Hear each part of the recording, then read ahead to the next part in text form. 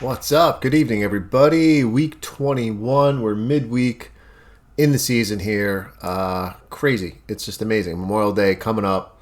Just want to jump on here, just touch base for a little bit.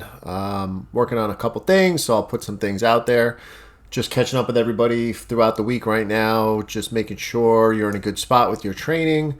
Inevitably, the biggest thing with the group, although there are some deep into a plan right now coming on to, there's a few full iron races coming up, a couple 70.3s already. People mid plan coming up. It's going to be a good earlier season for some people, but the majority, 16 of us, I just counted, are gearing up to, in some capacity, race at New York 70.3 in September. And that's gonna start up quick. 16 weeks out. That's the progression, that timeline when we kind of leave that base building phase. If we haven't, raced anything more than say a half marathon at this point, and you're gonna progress into race day. And actually, I didn't count. I should have counted before the video how many first timers at that distance out of that 16 we're gonna have. And these are some things really for all of you as well to think about as you're getting excited to get this journey really kicked underway. We've been in this base building period, and if this is your first time going towards that 70.3 distance, there's just a few things, to consider. Is trust the process, respect the journey. Don't get ahead of yourself yet. Remember, the whole point of this is trusting the process, knowing that by race day, we want to peak for race day. This is the first time you're going to be going through these type of distances with swim, bike, and run all at the same time and hitting those distances on race day for 70.3 miles. So you really just got to remember, you don't want to overdo it now where you're going to reach a burnout period maybe come August when we're in the dead of the summer, when we're supposed to be really getting into peak fitness at that point. Because if you just then peak early and try and drag it out to race day, I can assure you it's probably not going to work out well for the majority. In season after season, you're able to play a little more, maybe add a little extra volume for those veterans that are coming back and doing this race and have been at this distance or greater distances before. We can play a little bit more. We can add some more intensity, some more volume. But when you're building towards a race for the first time, it's all about consistency, getting the training done that needs to get done to have a successful race day, a good race day, put a result on paper. And then if you continue in the sport and want to keep progressing and see what your potential really is, you have that basis and that starting point where you're able to just progress and continue on and have those good experiences and hopefully remain motivated, injury-free, and kind of just chomping at the bit to come at it again next year, whether it's the same race or just the same distance, and put together another training block, having already been through it, so your body's kind of already adapted, can adapt quicker to the training too, and able to push a little more. So trust the process. Also, group trainings, self-assess, be aware of your own abilities. As a coach, I can see the potential in certain people or certain ways that I think I can be able to kind of manipulate and push them a little bit. But just self-assess. If you don't think you're ready for a certain distance yet, you can still go out, train with the group or train with your friends. You can always modify your workout. If they're, doing a 10-mile run this weekend, but you're not up to that in training yet, that's fine. Cut it back a couple miles short. And, just again, try and stick to your training plans. So you can still train with people. It's just a matter of assessing where you're at. Don't ever compare what somebody else's training is and what they're doing to what you're doing, because it'll drive yourself nuts. And on top of that is, you don't know that person's history. How many seasons have they competed? How many races have they done of this distance? And, they could just be already at a higher base level of fitness because they've had this for a few seasons, season after season. And the longer you stay in the sport, the more fun it gets, the more you're able to push yourself, the more you're able to see your true potential. And really, another thing is, especially being new, you just want to learn everything right away. There's so much, and I'm still learning years and years into this, and I'm still learning from all of you as well as you experience things. But just don't get this, I call it paralysis by analysis. all this data, all this gear, all this stuff, all this, you got to do this, the latest and greatest, this nutrition, this, you need to do this. If you're not doing this, you're not going to get the gains. Seriously, we need to have hard fun, right? That's what I keep talking about. If it's kind of hard, the training, fitting it all in, you put in some tough sessions here and there, and you're having fun, you're progressing, you're going to do well. Remember that pyramid I like to do when I describe things? Getting a good season of just training in is that base beginning of your endurance sports journey. And as you meet people, they'll tell you, oh, this is what I'm doing now. But they're probably up the triangle, up that pyramid a little bit because they've had now a couple solid seasons. They've had a couple good race results.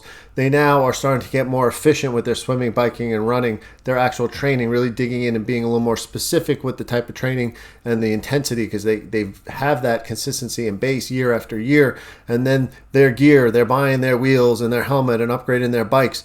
That's all after all of that has been done, and you have that revolving cycle of getting that stuff done. And then those are all just the little toppings up top that kind of just ring out your full potential. If you are getting into it and you just think I got to go, everyone's got this crazy great bike and I got to go get a bike, if you have something that's good enough to for what our goals are right now, get a good solid season on it, use it and abuse it. And then if you want to stay with this, think about it then, time to upgrade. This sport can be super expensive, and you want to make the right decisions too. That's the thing is, maybe if you wait a year, you can get the bike you really want as opposed to just kind of getting something now that you're not going to be completely happy with, or do your research on things for a little while and ask around, see what people are doing, and then wait for the right time to, make these decisions. So that's kind of just some topics I wanted to hit with stuff like that. As far as group stuff, this weekend we have the group ride Saturday morning. We had a great time last week. Last week was more of about a 2-hour kind of aerobic ride, just nice and steady, just getting out there for the year, just trying to get some people. It was, some people's longest ride of the year so far. It was my longest ride of the year so far. My first ride outside, actually, getting off the trainer, which was nice. Had great weather. We're going to Heckscher this week. It's kind of like a loop, like a 4-mile loop in the park once we get there. So the good part about that is we're kind of able to push a little bit, and maybe we'll break up into some small pace groups, do a little workout, kind of just do some interval work, some, nothing too crazy, but just push the pace a little bit here and there, and then get some recovery spins in between. It's not going to be anything earth-shattering. It's still early in the year, but just kind of assessing some athletes' abilities is kind of where I want to go with it, and see, how we are when we push a little bit, and maybe see how you feel afterwards. Don't forget to fuel up for that. Again, 2 hours. Start practicing that fueling. Bring what you're going to need. Bring what you think you're going to start using on race day. Products, gels, liquids, whatever it is. Start that type of stuff right now. And again, open invite afterwards. Anybody who wants to stay, hang out. The clinics are just going to be kind of just impromptu for now. I'm going to pick some dates where I'm going to set some actual events for certain things. Certain actual clinics, like certain dates and times that I want to do things. But this was just, hey, you know what? It's supposed to be beautiful weather on Saturday. Just getting everything ready around here, kind of just open invite. I want to, hang out, sit down, talk, face to face, ask questions, whatever you want to do. Go over stuff, go over your gear, bring whatever you want, bring your bike, bring your gear, and, let's just let's learn some stuff and have some fun.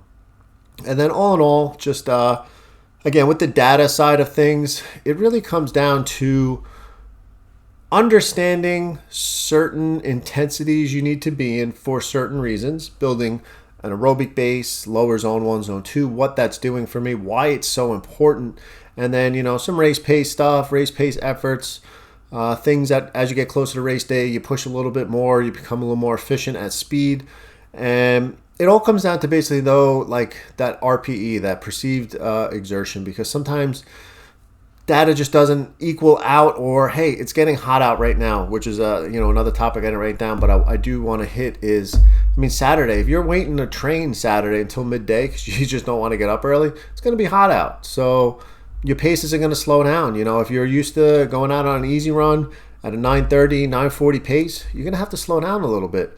Check the ego. It's okay. Remember the whole point, the intentionality of your workout. Just think about that before you leave the house or get on the trainer or the treadmill or whatever it is what is this workout? What am I trying to get out of it? And it should feel effort-wise what it usually feels like. If that means you have to go a little bit slower because it's getting really hot out, it is what it is. Listen, don't sweat it, literally. You got to make those adjustments on the fly. And that's all about this concept of self-regulation on the athlete end of things, is making these smart decisions. You're going to have to inevitably on race day make tons and tons and tons of decisions while you're out there. Even when you're training, you head out for a long bike ride or a long run, you have to make, as soon as you take that first pedal stroke or that first step, you just start making decisions that entire training cycle. If you have to push, your intervals, is this something I can sustain for these 3-minute intervals? If it's an easier ride, is this where I need to be aerobic pace? Am I pushing a little too much today? Is this, but I feel good. Oh, but what's tomorrow's workout? Is this going to affect tomorrow's workout when I had a long run with maybe a fast finish and, 3 quick miles at the end? Am I going to have enough energy if I wasted today on this workout when I was supposed to go a little easy? So these are the decisions that inevitably you're going to have to be faced with, and the ones that you have to make out there. And as you get better at making these decisions, you will see you break through plateaus, and when the training is going the way it's supposed to be going, you're really going to start opening doors to really seeing what your true potential really is for yourself. And that's really it for tonight. I just wanted to, again, show face, say hello to everybody. Let you know I'm here for whatever you need. I've been going back and forth on Training Peaks all week, just trying to catch up with everybody, hitting on the Discord app, just catching up with everybody. Seriously, though, anything you need, any questions, if there's anything specifically you want me to hit more in depth than one of these videos, just drop me something in the DMs on Discord, and I'll be able to, include it in these videos. One next group of videos, which I started taking notes this week on because some people had some great questions, is I've been trying to grasp my head on how I want to lay this out, but it's going to be probably an individual video for swim, bike, run, and then probably transition might be a whole nother video. It's just whatever I can think about, whatever I have on my brain about it as far as tips, tricks, gear, the efficiency, riding position, like all these little things and nuances that this might spark a little interest for you to do a little more research on, or things to think about. And I'll try and lay those videos out kind of like once a week, probably starting, I could probably get one out there this week, and then we'll take it from there. But if there's anything specifically you want me to touch on in those videos for the swim, bike, run, and transition, please just, again, drop a line, and then I'll include the stuff in there. So again, keep getting after it. Everybody's doing amazing. The weather's changing. Everybody's going to be getting outside, getting all that group work done. Again, control yourself. Enjoy it, though. Have that hard fun. Stay safe, stay healthy. Again, just keep balancing that life 1 mile at a time, and I'll see everybody soon.